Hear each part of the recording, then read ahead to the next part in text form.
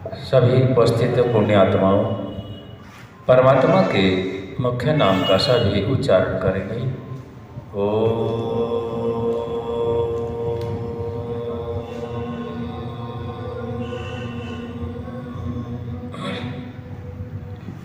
मनुष्य मात्र के कल्याण के लिए महर्षि दयानंद सरस्वती जी ने संध्या को नित्य कर्म में दिया है।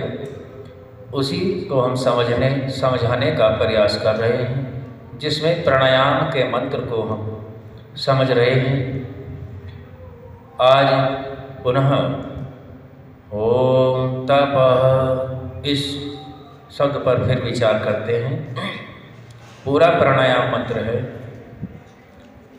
ओम भूः ओम भुवः ओम स्वः ओम महः ओम जनः ओम तपः ओम सत्यम। तो आज हम तपः पर विचार करते हैं। फिर से ओम परमात्मा का सर्वोत्तम नाम है। ओम के अर्थ क्या है? आशु जी बताओ। ओम के मायने क्या है? माइक को अंश। ओम के अर्थ क्या है?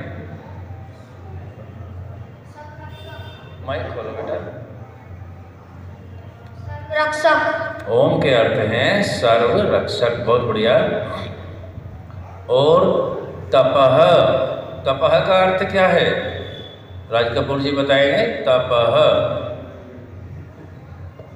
2 दिन से चला हुआ है। भूपेंद्र आर्य जी बताएं। बेटा पुस्तक तप पूर्वक हम किसी कार्य को करें। ओम के लिए तपः शब्द आया है, तो तप का अर्थ यहाँ होगा सामर्थ्य। परमात्मा का सामर्थ्य, शक्ति। ओम तपः। तो हम ओम तपः प्राणायाम मंत्र में जब भी बोलते हैं तो हमें परमात्मा के गुण कर्म स्वभाव के अनुसार अपने भी करने होते हैं, और साथ ही साथ परमात्मा में हमारी अगाध श्रद्धा होती जाए। अन्य विषयों से बचते रहें। जब परमात्मा के गुण कर्म स्वभाव हम अपने आचरण में लाते हैं तो भौतिकता के अन्य क्लिष्ट जो भी गुण कर्म हैं वे हमारे ऊपर इतना प्रभाव नहीं डाल पाते।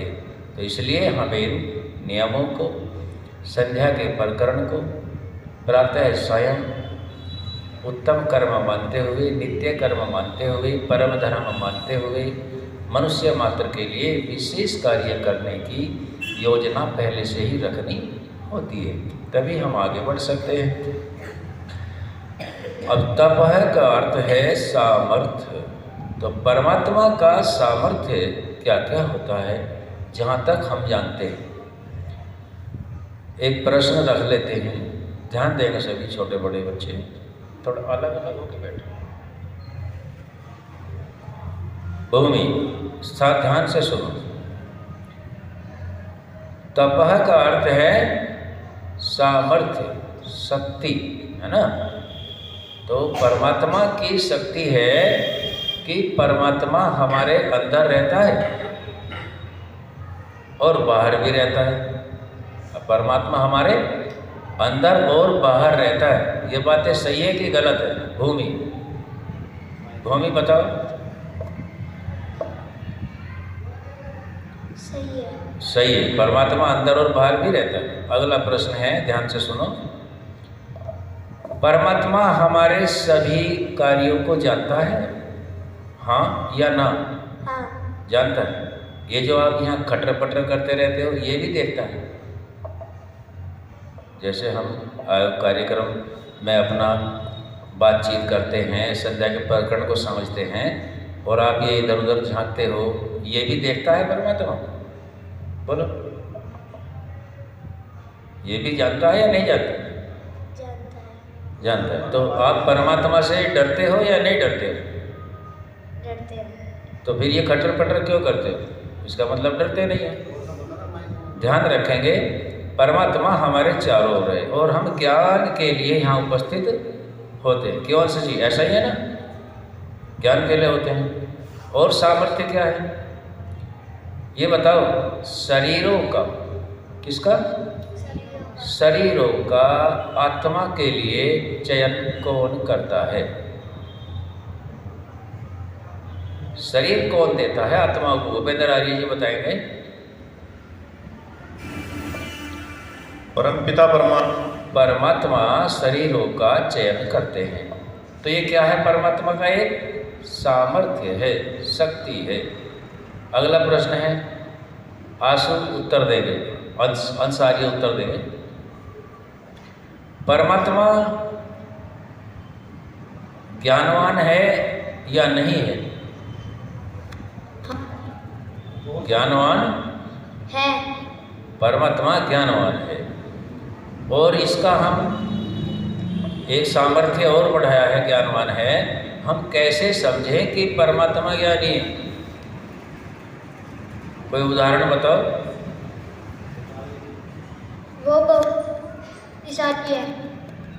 शक्तिशाली तो है, इसमें कोई शक नहीं है, लेकिन परमात्मा ज्ञानी है, इसलिए पता कैसे चले? राज कपूर जी बताएं। और परमात्मा ज्ञानी इस वजह से सिद्ध होता है कि वो अपने कर्मों में या बनाई हुई चीज़ों में फेरबदल नहीं करता। जो हाँ। उसने बना दिया वो पूर्ण ज्ञान से बना दिया, और फेरबदल करने की आवश्यकता उसे नहीं है। अच्छा, अगला प्रश्न है, अंश जी बताएंगे। परमात्मा अपने बनाए नियम को बदल सकता है या नहीं? नहीं। अच्छा, नहीं बदल सकता। यदि परमात्मा अपने नियमों को बदल दे तो क्या होगा फिर? सामर्थ्य कमजोर होएगा कि मजबूत होगा? नहीं हो सकता। नहीं हो सकता। परमात्मा अपने नियम को यदि बदल दे तो वो ज्ञानवान नहीं है। ठीक है ना? क्योंकि ज्ञानी कोई भी होगा एक बार में ही बिल्कुल ठीक करेगा, बार बार परिवर्तन नहीं करेगा। और सामर्थ्य क्या है ये बताओ। मृत्यु पे अधिकार किसका है? परमात्मा। या किसी और का है? अपवाद को छोड़ करके मृत्यु पर भी परमात्मा का ही अधिकार है। जन्म और मृत्यु में वह किसी की सहायता नहीं लेता। अच्छा, अगला प्रश्न है, जैसा हम सुनते हैं, पहला प्रश्न तो ये लगते हैं कि परमात्मा अपने कार्यों में किसी की सहायता नहीं लेता है। ये सही है कि गलत है? सही है। सहायता नहीं लेता। और दूसरी तरफ हम देखते हैं कि कहीं दरबार लगा हुआ है और वहाँ मनुष्य के कर्मों को रजिस्टर में लिखा जाता है। और वहाँ कोई जो पुस्तकों में और दूसरे विचारों के लोग बताते हैं कि वहाँ जो है मनुष्य के हिसाब किताब होता है, चित्रगुप्त पढ़ता है, चित्रगुप्त कुछ ऐसी ऐसी घटनाएं। ये बातें सही हैं या गलत हैं? गलत है। गलत है। तो ये परमात्मा के सामर्थ्य में नहीं है, क्योंकि ऐसा करने से परमात्मा का सामर्थ्य कैसा हो जाएगा? कमजोर हो जाएगा, गलत हो जाएगा। ठीक है, माइक रखते हैं। तो हम जहाँ समझ रहे हैं, ओम तपः, परमात्मा का सामर्थ्य असीम, अनंत, नित्य, पवित्र और विचित्र भी है। उसके तुल्य कोई भी नहीं है। परमात्मा ही केवल सर्वोपरि है। अगला प्रश्न है, जिसका हम सामर्थ्य की चर्चा कर रहे हैं और प्राणायाम के मंत्र से समझने का प्रयास कर रहे हैं, अनिरुद्ध उत्तर देंगे। वो परमात्मा आकार वाला है या निराकार है? अनिरुद्ध जी माइक से बोलो। निराकार। निराकार है। अच्छा, ये अगला प्रश्न है, निराकार किसे कहते हैं? परमात्मा को। निराकार की पहचान क्या होती है? जो दिखाई नहीं देता। हाँ, जो दिखाई नहीं देता। जब वो दिखाई भी नहीं देता, ध्यान देंगे, जब वो दिखाई भी नहीं देता तो फिर उसका पता कैसे चलता है कि वो है? ये कौन बताएगा? क्योंकि वो चारों तरफ घूमता रहता है। घूमता रहता। जब आकार नहीं है तो घूमता कैसे? उसके आकार थोड़ा ही। चलो, भूपेंद्र जी ने तो राज कपूर जी को फोन। माइक बताओ भूपेंद्र जी। ओम। परमात्मा एक सूक्ष्म चीज है जिसका कोई आकार नहीं है। प्रश्न ये है, जिसका आकार नहीं है उसका पता कैसे चला है कि वो है या नहीं है? भाई ये तो देख लिया निराकार है। भाई जिसको हम कहेंगे साकार है वो तुरंत बता देगा कि मूर्ति में है, आकार तो है उसका। परमात्मा की रचाई सारी सृष्टि है और दिखाई नहीं देता, वो सूक्ष्म है, स्थूल नहीं है। ये प्रश्न नहीं है वैद्य जी, दोबारा फिर सुनो। जब परमात्मा निराकार है हम सब जानते हैं, उसका पता कैसे चले कि वो निराकार है? और है लेकिन निराकार है। वो जो है सामर्थ्य से सृष्टि को रचाता है। नहीं, ये प्रश्न नहीं, आप इधर उधर नहीं जाएंगे। परमात्मा निराकार है, ठीक है। अब इसको कैसे समझें कि निराकार है? दूसरे कहते हैं कि परमात्मा तो साकार है। साकार उसे कहते हैं जिसकी आकृति होती है, जो स्थान घेरता है, जो एक जगह स्थिर रहता है। और निराकार उसे कहते हैं जो इन भौतिक शरीर से नहीं देखा जा सकता, जो इस भौतिक शरीर से नहीं देखा जा सकता। फिर उसको पहचान कैसे करते हैं? कैसे होती है पहचान? चलो कोई प्रयास करता हो तो करो। ओम। जिसके होने से जो हो और जिसके होने से जो ना हो। ये आत्मा का गुण बता रहे हो आप शरीर के भी। माइक रखो। और परमात्मा इस वजह से निराकार है कि मान लिया हिंदुस्तान में भी है, अगर आकार वाला हो तो वो एक ही क्षेत्र की व्यवस्था देख सके। भाई हिंदुस्तान की देख, अमेरिका में भी वही है, पूरी दुनिया में वही है, तो वहाँ आकार वाला तो एक ही जगह की देख सके व्यवस्था। यहाँ से जाने में तो टाइम लगेगा, अपने मंत्री बनाएगा, पुराना काम करेगा, टिकटा करेगा, लेकिन उससे तो सब जगह है। इस वजह से बिना निराकार है, उसे कहीं भी जाने की जरूरत नहीं है। राज कपूर जी, प्रश्न से आपने उत्तर अच्छा प्रयास किया है, फिर सुने।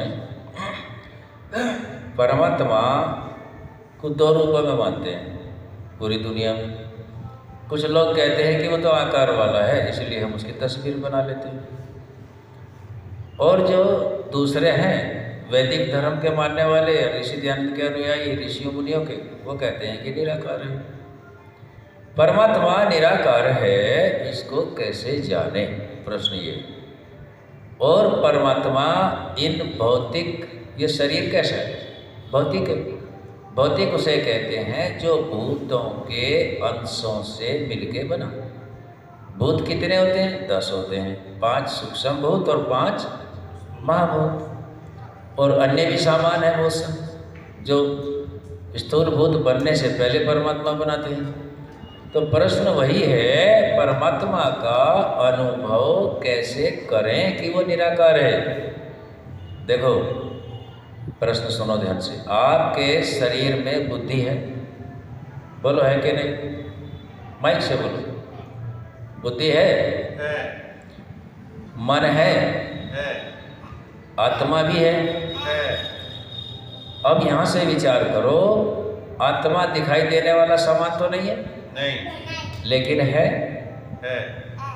तो ये कैसे पता चला कि है आत्मा? महसूस कर। यही तो मैं पूछना चाह रहा हूँ। अनुभूति होती है, कैसे होती है? अनुभूति बिना ज्ञान के नहीं हो सकती। देखो दूसरा प्रश्न सुन लो।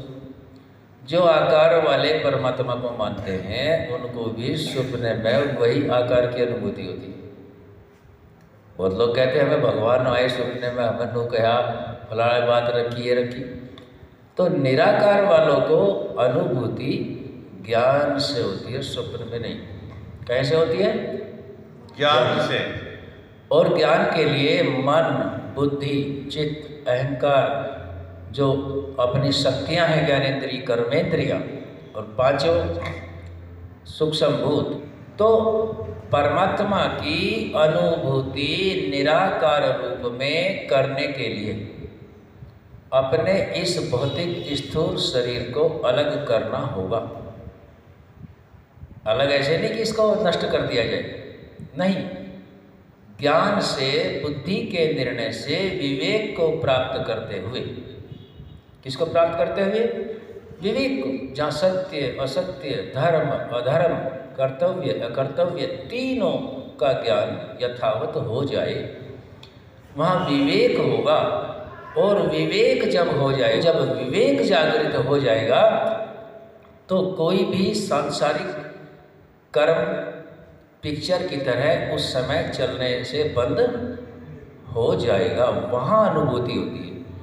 जब परमात्मा निराकार है तो उसकी अनुभूति करने के लिए निराकार तत्वों तक हमें पहुँचना होगा। परमात्मा का नाम हम ओम तपः से अपने इस ज्ञान को बढ़ा रहे हैं। अपने निराकार साधनों को जागृत करते हुए निराकार रूप तक पहुँचने के लिए परमात्मा के ज्ञान के सहारे के आधार पर ही निराकार आत्मा उस निराकार परमात्मा की अनुभूति कर सकता है, जब तक ये भौतिक शरीर लिप्त रहेगा। देखो यहाँ प्राणायाम किस लिए करते हैं? प्राणायाम का मुख्य प्रयोजन यही है कि मन को एकाग्र किया जाए, अर्थात इंद्रियों को विषय में लगाने से अलग हो जाए और उसमें चंचलता से वह छूट जाए। मन अपने मूल रूप सत्वगुण प्रधानता में ही आ जाए और तब हमें अनुभूति बुद्धि के माध्यम से विवेक को जागृत करते हुए उस निराकार की होने लगती है और बहुत बातों का अनुमान भी लग जाता है। मैंने वेद और शास्त्र आदि के अध्ययन के आधार पर, ऋषियों के ज्ञान के आधार पर आपसे ये प्रश्न रखे गए। ऐसा इतना ही है कि हम सभी परमात्मा के ओम तप उसके अनंत सामर्थ्य को जान करके ही आगे बढ़ सकते हैं। परमात्मा के अनंत सामर्थ्य तपह वाले गुण को जब तक हम नहीं जानेंगे आगे बढ़ना संभव नहीं है। आज यहीं तक रखेंगे, आगे फिर कभी। ओम शांति।